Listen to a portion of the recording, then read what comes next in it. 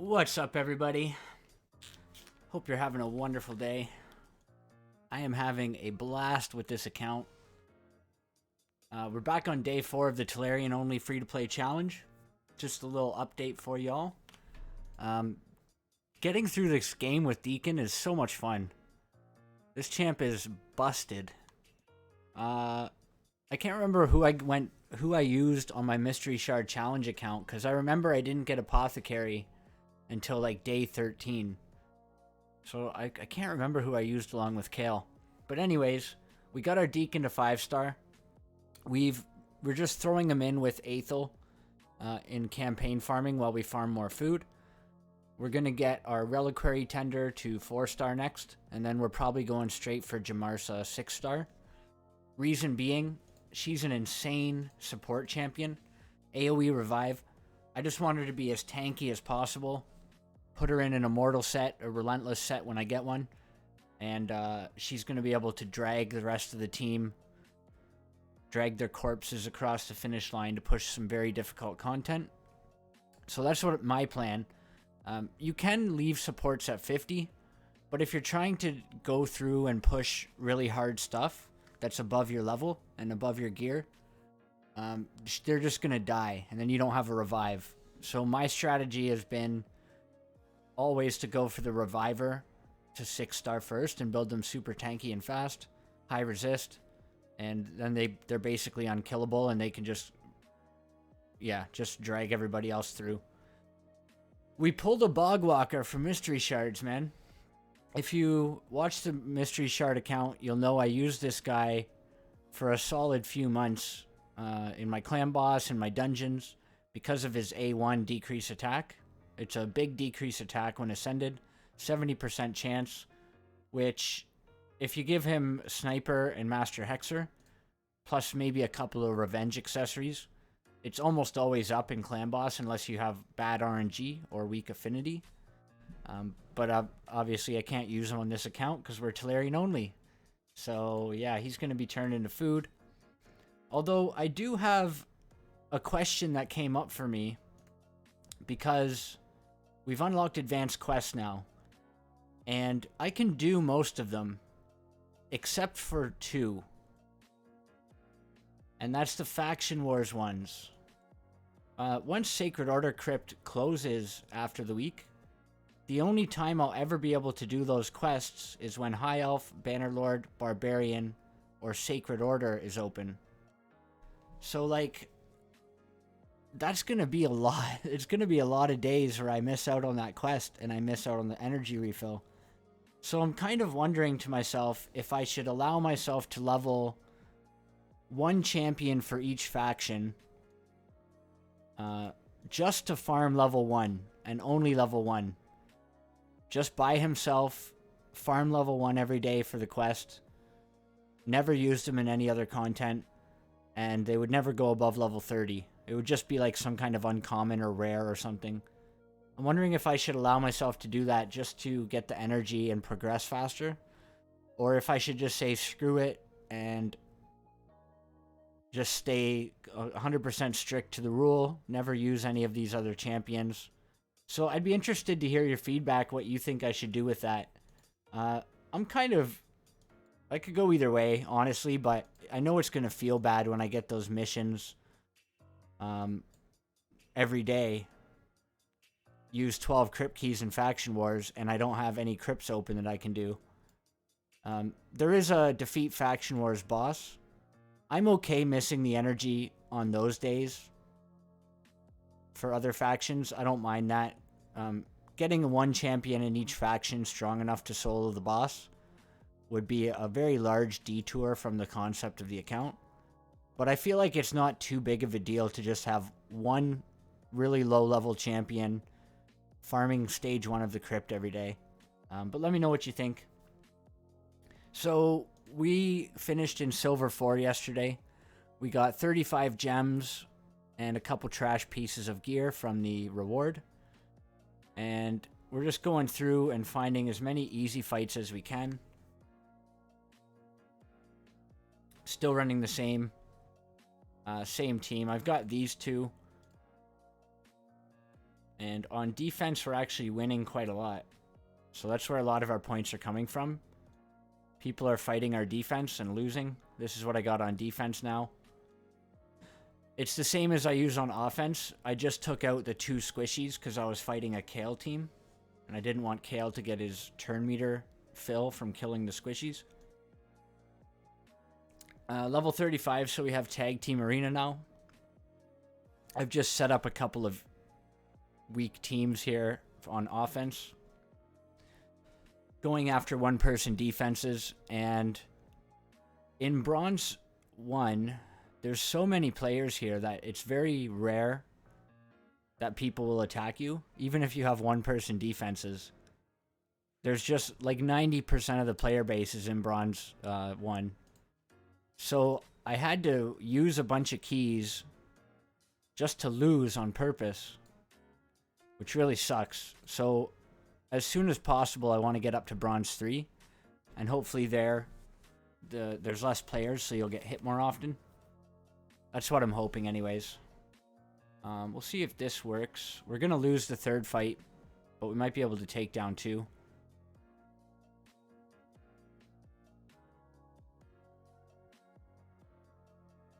Athel is 52 now, and that's just from farming food in campaign. So if you had started a free-to-play with this challenge, I would recommend you don't use your feast barrel to get Athel to level 60 when you 6-star her, and just save it for another champion down the line, potentially during a champ training tournament where you might be able to win some Relentless. I think it's like a 670 point investment if you take a level 1 6-star to level 60 with a feast or a barrel. So I would definitely consider saving it. I really should have put my other 2 champions in here with this guy. I probably could have won this one. Like, I should have put Jamarsa with them. Yeah, that's not going to happen. I don't mind losing, because like I said, I've had to waste keys just going in and losing on purpose. When you're doing that, if you're doing that, look for these teams that give you 9 or 8 points. Because that way you go in, quit series, and you'll see that I lost 33 points there. If you go after these ones that are worth 10 points, you'll only lose 30 points. And if I went after this guy, I would only lose 21 points by canceling my quitting the battle.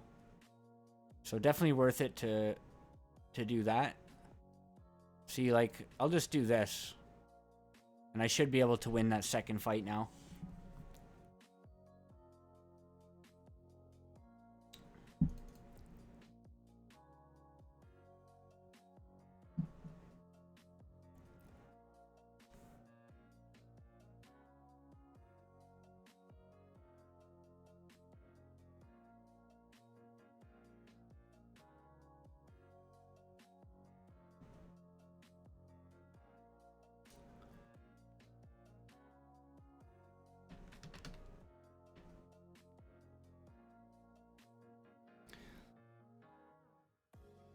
So yeah, my core team for most content is going to be Kale, Deacon, Jamarsa, plus filler.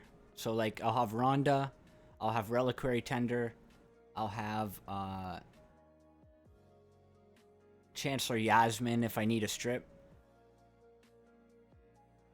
And then I'll just work around that core team and pretty much use them for everything until I start to get some more options and have more resources to spend on different champions. There we go. So we're getting some points.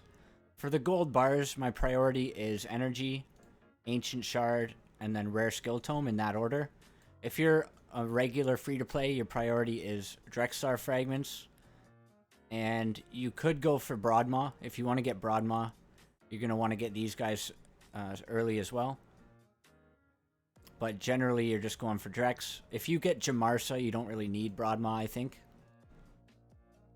Or if you pull another strong Reviver, you don't need the Broadmaw. So, oh, that's quite nice actually. It's only 4-star though, but it is lifesteal. Speed, attack, crit rate. You can't really go wrong with that.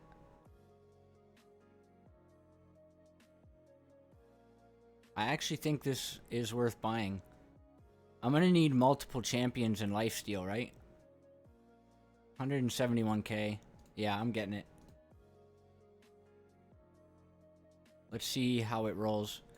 I'm gonna need multiple champions in lifesteal, and I don't want to be farming the dragon anytime soon. So that's actually not a bad pickup, I think. Multiple crit rate would be perfect.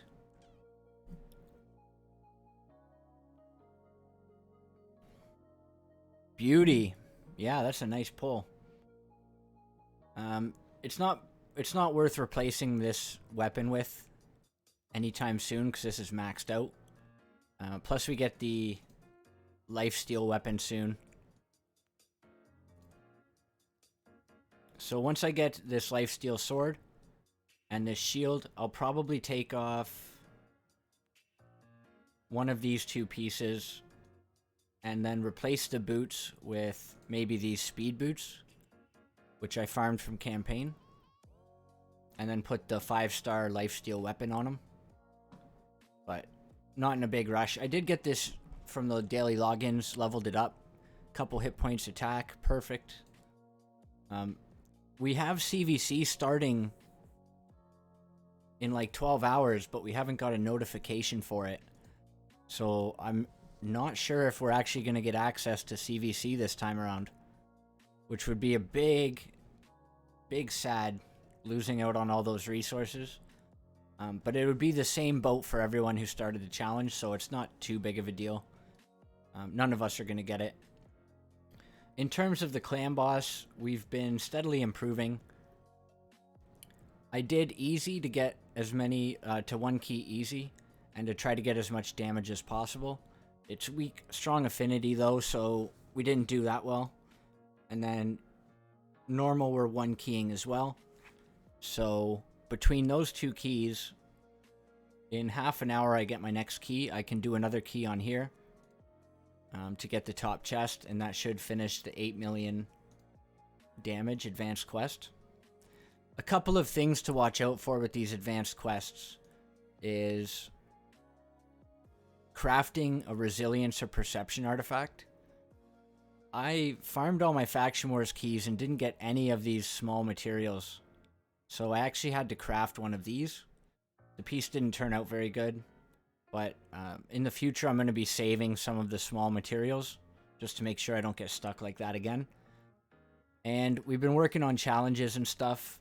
The next one we're going to do is Stage 8 of the Fire Knight's Castle. It's a good thing to do when you have the daily quest to clear 3 dungeons. Early on is just try to make some progress pushing along in your challenges. So this is the team.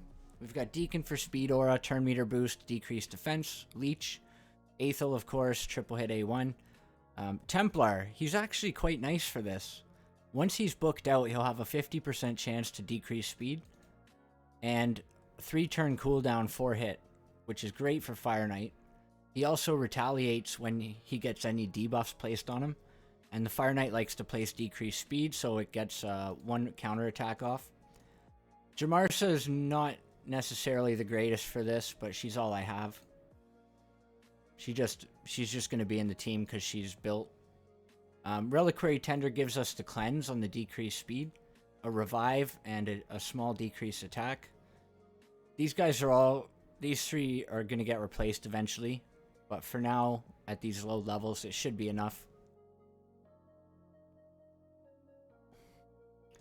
Okay, so we're going to see if we can take down this boss, get the challenge completed.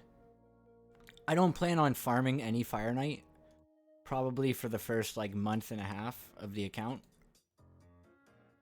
But I definitely do want to try to get the challenges done to cash in on the extra rewards.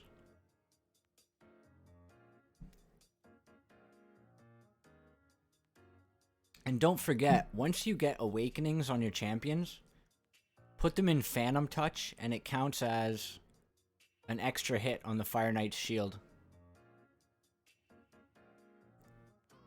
Which is actually kind of nuts. And then Revenge Accessories, which you can buy from the clan shop when your clan is level 5. I would highly recommend spending some gold on those. As well as the 1,000 energy whenever it pops up. Okay, so we're going to manual this because we don't have to auto. And just make sure we don't waste any moves. Open with our multi-hitters. Except Templar, I'm going to try to get decreased speed up. Okay, so you'll notice decreased speed. Templar retaliates, gets one knocks one off the shield. And then we'll turn meter boost to get everybody around to their turn faster.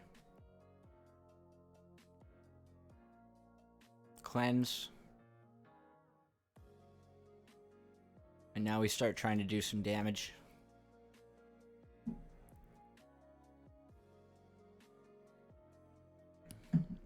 No decreased speed, sadly. Use Jamarsa's turn meter boost to get Athel more turns.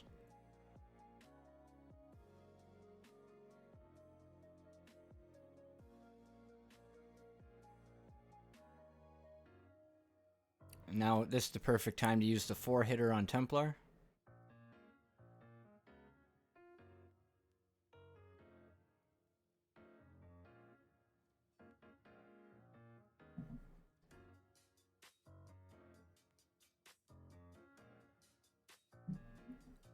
Beauty. There's Fire Knight 8. And we got ourselves a trash chest. To be expected. Okay, so I can use that energy up once I finish the video. Now we're just waiting for the last clan boss key. I won't show you the run. It's the same thing. It's just Athel basically soloing the Demon Lord with Giant Slayer and Lifesteal. And trying to think if there's any other interesting things that have happened.